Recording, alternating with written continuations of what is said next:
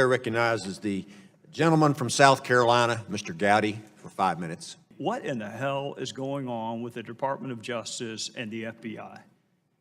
The reason we have special counsel, this is a very important point, and you know it, the reason we have special counsel is because of a conflict of interest. The regulation itself specifically makes reference to a conflict of interest. And we don't like conflicts of interest because it undercuts people's confidence in both the process and the result. So let's be really clear why we have special counsel. There was either a real or perceived conflict of interest that we were fearful would either impact the result or people's confidence in the process. That's why we have something called special counsel, and that's why we have special counsel in this fact pattern. And then lo and behold, those who are supposed to make sure there are no conflicts of interest seem to have a few of their own. There's a senior prosecutor who sent obsequious emails to a fact witness.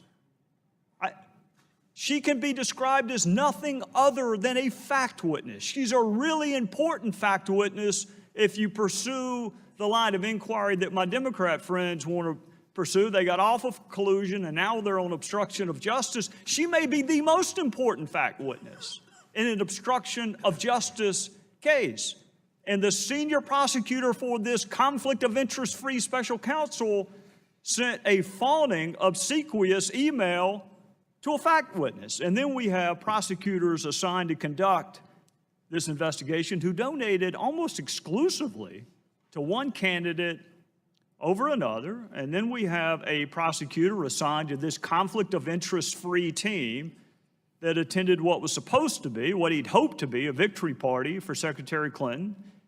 And we have a senior DOJ official, Mr. Deputy Attorney General, with an office that used to be 2 doors down from yours, meeting with Fusion GPS, and Fusion GPS, of course, was paying for Russian dirt on the very person that they're supposed to be objectively investigating.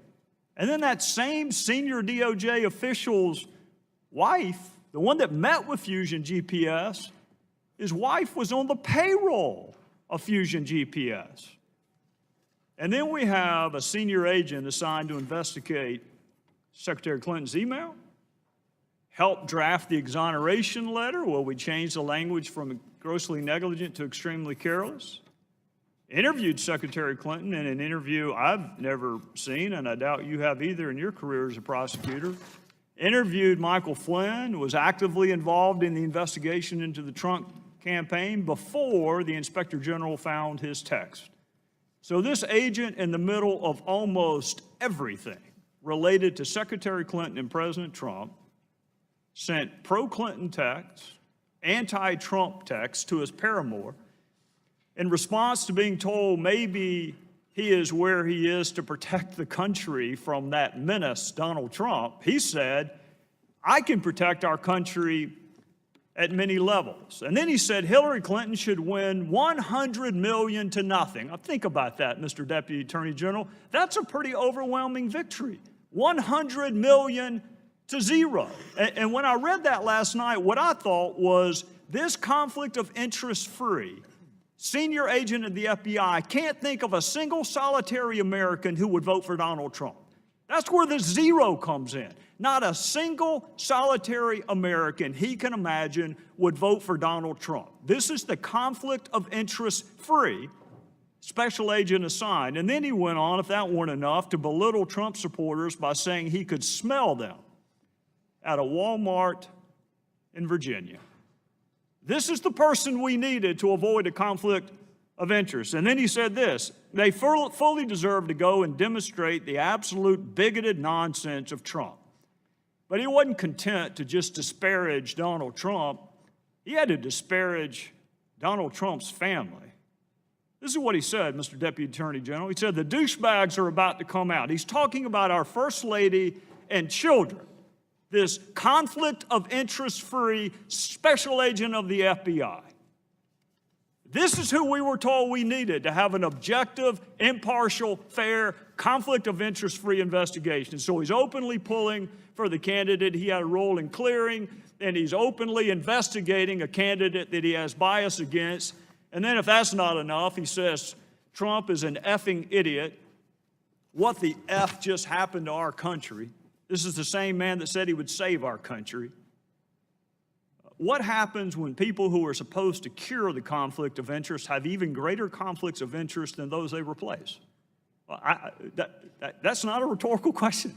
You nor I nor anyone else would ever sit Peter Strzok on a jury. We wouldn't have him objectively, dispassionately investigate anything, knowing what we know now. Why didn't we know it ahead of time? And my last question, my final question to you, and I appreciate the chairman's patience, how would you help me answer that question when I go back to South Carolina this weekend? Congressman, first of all, with regard to the special counsel, Mr. Strzok was already working on the investigation when the special counsel was appointed. The appointment that I made was of Robert Mueller. And so what I'd recommend that you tell your constituents is that Robert Mueller and Rod Rosenstein and Chris Wray are accountable, and that we will ensure that no bias is reflected in any of the actions taken by the special counsel or in any matter within the jurisdiction of the Department of Justice. When we have evidence of any inappropriate conduct, we're going to take action on it. And that's what Mr. Mueller did here. As soon as he learned about this issue, he took action. And that's what I anticipate that the rest of our prosecutors, our new group of U.S. attorneys, our Justice Department appointees, they understand the rules and they understand the responsibility to defend the integrity of the department. And if they find evidence of improper conduct, they're going to take action. So, Congressman, that's the best assurance I can give you. But actually, there's one other point, which is you should tell your constituents that we exposed this issue because we're ensuring that the Inspector General conducts a thorough and effective investigation. And if there is any evidence of impropriety, he's going to surface it and report about it publicly. I'll try. Time of the gentleman has expired.